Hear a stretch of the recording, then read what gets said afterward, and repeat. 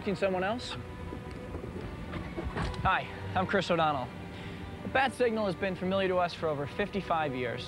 In 1939, Bob Kane created Batman, a nocturnal superhero who fights crime and seeks justice against an array of criminal minds. Well, tonight we're going to tell you about the newest incarnation of this legendary crime fighter in the movie Batman Forever. Action! Tonight, an exclusive inside look at the making of this summer's new epic adventure. Your entrance was good. Batman Forever. His was better. Action! But first, let's meet our contestants. Doing the stunts, and you really appreciate the bat suit. There is actually a reason that he's covered in 40 pounds of rubber. Starring Val Kilmer as the Caped Crusader. Let me try, let me try! The ball, Smith. I love the fist. Reach way back. Reach way back. Search yourself. Ow! Jim Carrey as a dangerous trickster. The Riddler. I thought I looked a lot like Michelle Pfeiffer, actually. Tommy Lee Jones with a split personality as the villainous Two-Face. We call it Massacre under the Big Top. The pressure doesn't come from the complications of the character. It comes really from the magnitude of the movie. The sets are enormous. Nicole Kidman. I think I'm the first female character in Batman who gets to kiss Batman. Plays a criminal psychologist who falls in love with Bruce Wayne and Batman. I'm a part of this whether you like it or not. And Chris O'Donnell, who as the young acrobat Dick Grayson sees his family murdered, then dons his own mask to become Batman's famous sidekick, Robin. 2 against 2 are better odds. We go behind the scenes with director Joel Schumacher. I wanted to make a living comic book, and this is big. Somebody did something right when they created Batman. Schumacher's bright new vision inspired original sets and locations. When you've got the Batmobile going at 100 miles an hour down Wall Street, that's a pretty big challenge. There's incredible new toys and a redesigned Batmobile. It's a story that began over 50 years ago. When Bob Kane created the Batman comic book, he launched a worldwide phenomenon that would lead to blockbuster movies, amusement park rides, Batman stunt show, and a merchandising empire. Tonight, we'll also learn the secrets of the special effects. We can make Batman do things no normal mortal could do.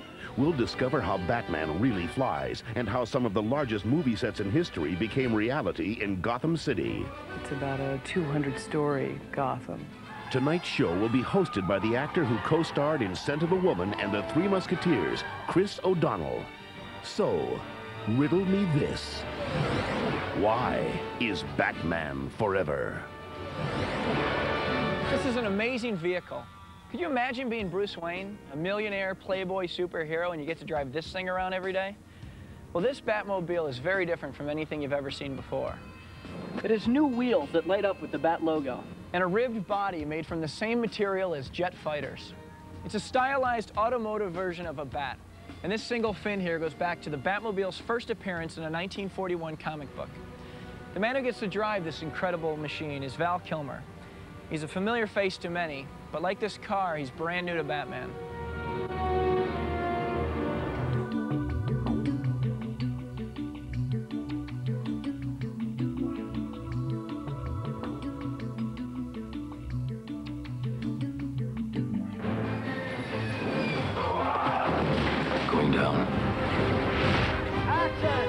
One thing I think that's really strong is that he's a human being. There isn't anything bionic, so you can relate to him. He has no problem being Batman. And that's really fun to do. I mean, the character knows what his world is about when he dons the cape, gets in the Batmobile. And then the things that are most fantastical about Bruce Wayne have to do with basic American dream ideals. He's disgustingly wealthy. He's so wealthy it never comes up. He's single. And what he chooses to do with his free time is fight an impossible battle. Can I persuade you to take a sandwich with you, sir? I'll get tried, sir. Val Kilmer's destiny to play the Caped Crusader may have been written at age 8 when he visited the set of the Batman TV series. Crawled around the Batmobile and walked around the set. I was in 3rd grade when the first television show aired. Every single classmate was telling the story all through recess, and by the end of the day, I heard it so many times I was acting it out as well. This gives us a fresh Batman, and that's exciting.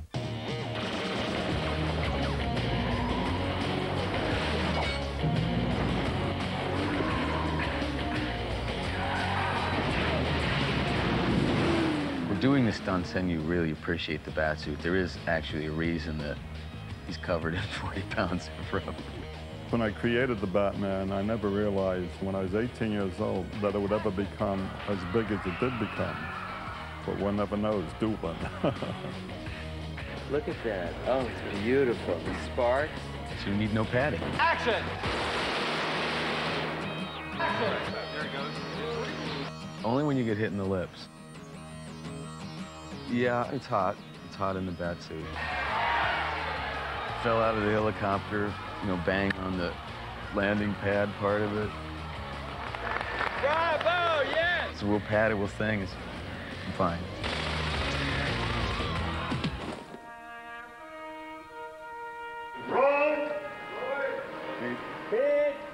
Mark. One of the main themes is identity. Can he have a life without being Batman? His personal story is mirrored in Dick Grayson's story. 2 against 2 are better odds. If we're the same, Bruce, help me. All right, train me. Let me be your partner. Yeah, it's about as cool as it comes. His parents die, and he's consumed with revenge. It's got to go his own way. A friend taught me that. I need a name. Batboy, Nightwing. I don't know. What do you think? What's a good sidekick name? I was trying to think the other day what doesn't happen to him, and the only thing I could come up with is I don't think a hand grenade explodes on him. Other than that, everything. I'm blown up, walked through fire, submerged in water, buried alive, sealed into a bank vault full of acid. My brain is melted. What else happens? The real game begins. That, if you can't tell, is a Riddler. And this cane is one of his favorite weapons. Riddler's bad news for Batman. In fact, he's been tormenting the Caped Crusader since 1948. Though very popular, the Riddler disappeared from the Batman stories for almost 20 years before he resurfaced in 1965. Well, now, thanks to Jim Carrey, the Riddler's back in a very big way.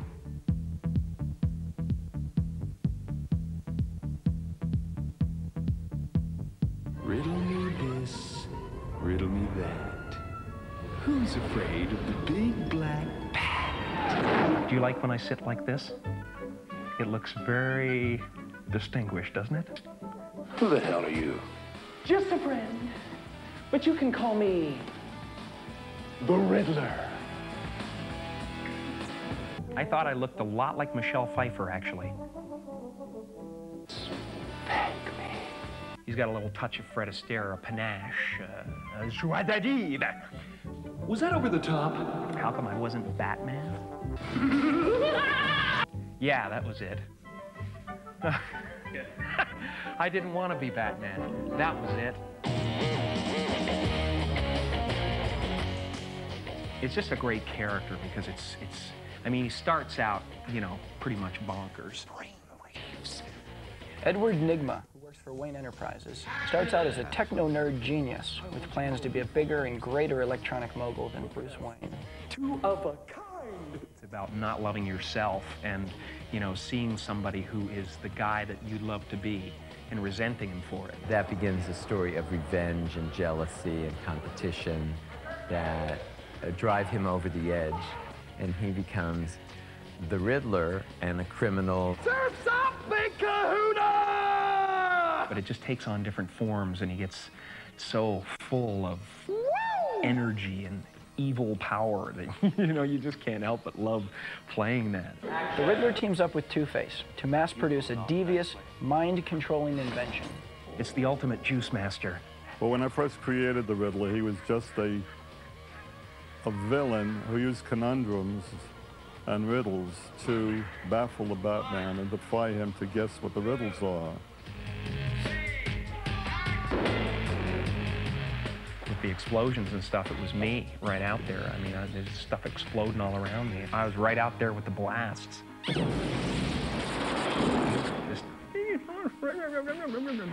action. Looks real good, covered in question marks. Challenging. In some respects, it was, you know, unnerving. like the jacket. Keeps him safe while he's jogging at night. It keeps me safe when I'm jogging at night. It was just a great chance to go crazy.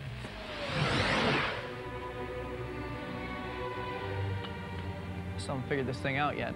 This is the Batarang. One of the reasons I was so excited about playing Robin was that I got to play with all the cool Bat gadgets. Along with the new Batmobile, there's the Bat Boat, the Bat Wing, and even the appearance of the Bat Sub for the first time, which was totally computer generated.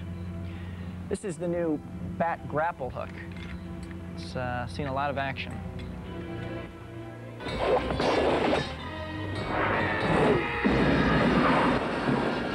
That's impressive! I think that working with Batman as a character in a story is, it's a very empowering thing. To be able to take this character, which everyone knows and which everyone expects to have capabilities well beyond what we consider normal reality, is really a great advantage.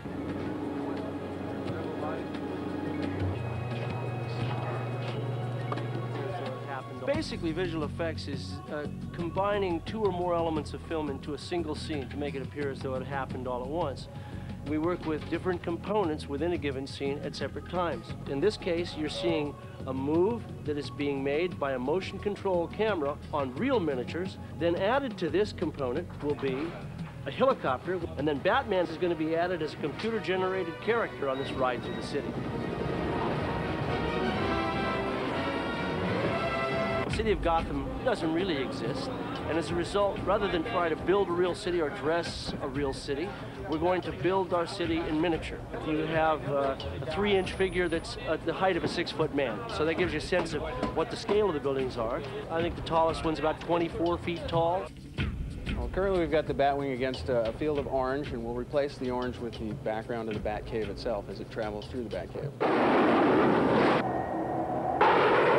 The biggest thing about doing something like this is that you get so excited about starting it and you realize that it's a gigantic world and that you're not just doing a building or a window or a car, you're also doing the furniture, you're doing every little detail has to become part of Gotham. Nothing is a normal world. We have a very large facility, about 137,000 square feet, and it's full up with our sets. We see an enormous amount of the world this time, interior and exterior. A movie studio's stage is about 30,000 square feet, so it gives you a sense of the scope. And the Batcave is 4 or 5 levels. So there's the upper level, there's a subterranean cave, and then there's even a sub-sub cave where the Batboat sits on water.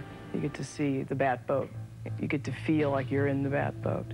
You get to see the Batmobile in a way which it hasn't been used before. And in this film, we do have the Batmobile driving on surfaces that would be impossible to drive on without very special adaptations. Gadgets are all newly designed, starting even with the Batarang. The Batwing has a variable aspect wing. That wing will turn into the Bat Sub. It's an enormous action-packed, much more in the James Bondian way. This is no ordinary coin. One side good, the other bad. Just like former Gotham District Attorney Harvey Dent. And you might know him as Two-Face. He first appeared in DC Comics in 1942, and surprisingly, the character's never been portrayed by a live-action performer, until now. Academy Award winner Tommy Lee Jones plays this twisted role to perfection. To help him prepare for the role, Tommy had a little talk with the father of Batman, creator Bob Kane.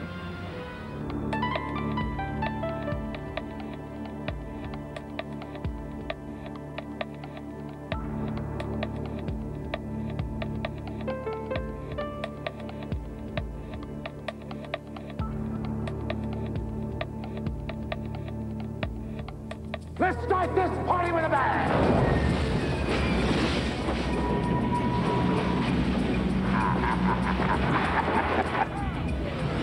Bob Kane, the man who created Batman. Remember, your bird shall have no other wings but that of a bat.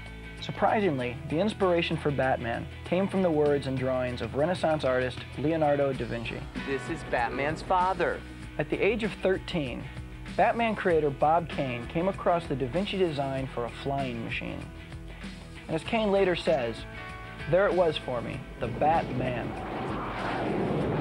A living legend. I really enjoyed Bob Kane's company, and he was talking about all of his characters, and I said, so Bob, Were you, in fact, thinking of Jekyll and Hyde when you came up with Harvey Two-Face?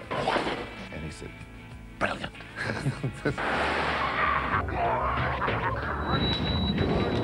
A and B, calling mark.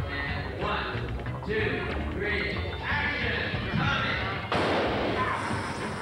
The origin of Two-Face in the comic book is that he was a very handsome district attorney, Harvey Dent, and he was prosecuting a mob villain. But when a Gotham City crime boss threw acid on Harvey Dent's face... You're going to make my face fall off. Dent was transformed into a fearsome public enemy with a psychotic split personality. Harvey Two-Face is a very complex villain because he is one side good and one side very evil. If the bat wants to play, we'll play. And has to flip a coin to decide which one he's going to be. For heads, we accept, and tails, we blow your damn head off. Usually what he tries to do is set a trap for Batman.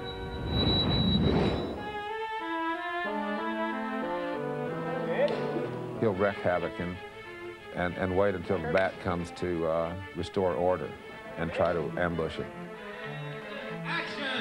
Ladies and gentlemen.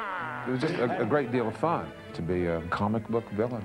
The pressure doesn't come from the complications in the character. It comes really from the magnitude of the movie. The sets are enormous. So, you know, the challenge really came from living with and maintaining this enormous scale. What the hell do you want, Harvey? Want, Mr. Mayor? One simple thing. Batman. Bruised, broken, bleeding. In a word, Dad! I've always had a lot of confidence, and I've always been, you know, completely terrified. And I know that doesn't make any sense, but it's quite true. So I'm very happy now. Being an actor is frightening. Sooner or later, in the course of a day or an hour, something scary will happen. Cut. We have it. I've never done anything like that before, and it was a new and very happy experience. Even though Batman's sole purpose is to fight crime and defend against injustice, he always seems to find time to meet some of the prettiest and most adventurous women in the world. It's the car, right? Chicks love the car. This time, it's the brilliant Dr. Chase Meridian. The good doctor likes Batman, and Bruce Wayne likes her. It's a love triangle with just two people. And the woman causing all the commotion, the beautiful Nicole Kidman. There's a song in the movie called Kiss from a Rose. A line in the song, "You became the light on the dark side of me," describes the relationship between Batman and Dr. Meridian. So to help us with the story, we went behind the scenes with Seal for the making of his new video.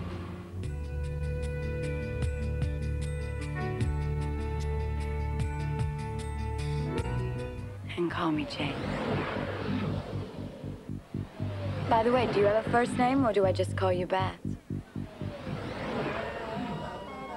She's a criminal psychologist and who happens to have sort of the perfect hair and the perfect makeup, and it's all just a bit too perfect. She's just moved to Gotham City, and that's how she first encounters Batman, and he knocks her off her feet. I mean, she can't believe him. He's just absolutely so incredible looking in his bat suit. You are interesting. I throw myself at him unabashedly. There used to be a graying tower alone on the sea. You became the light on the dark side of me. I light the bat signal, which obviously you're only meant to do if there is a big problem. But I light the bat signal because I just want to see him, and I want him to see me. I sort of wear a little black dress with a lot of cleavage. You called me here for this. The bat signal is not a beeper.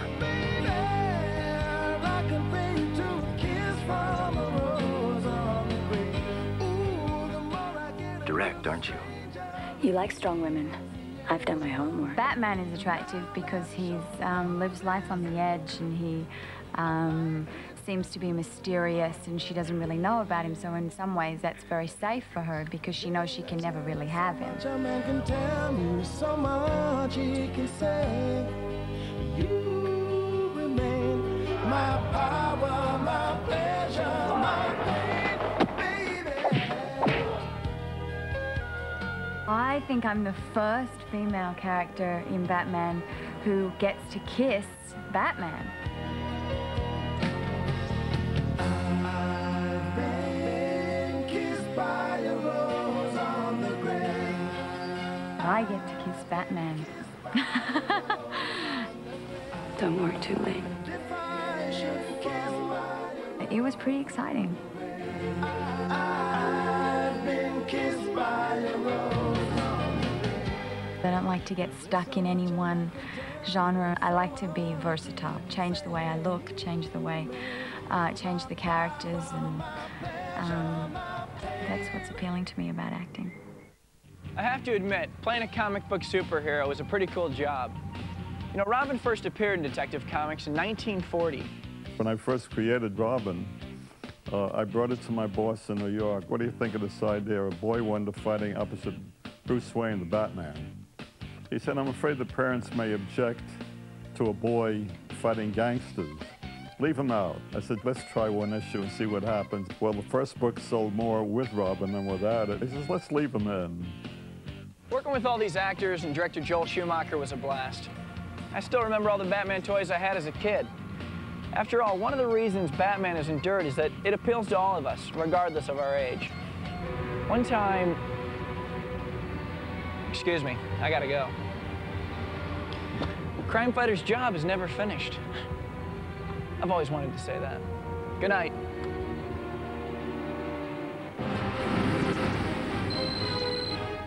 Batman, I'll be right there. I was doing a show. Yeah, I said some good things about you. No, I didn't tell him who you really are. Hey, do you plan on using the Batboat next weekend? Great.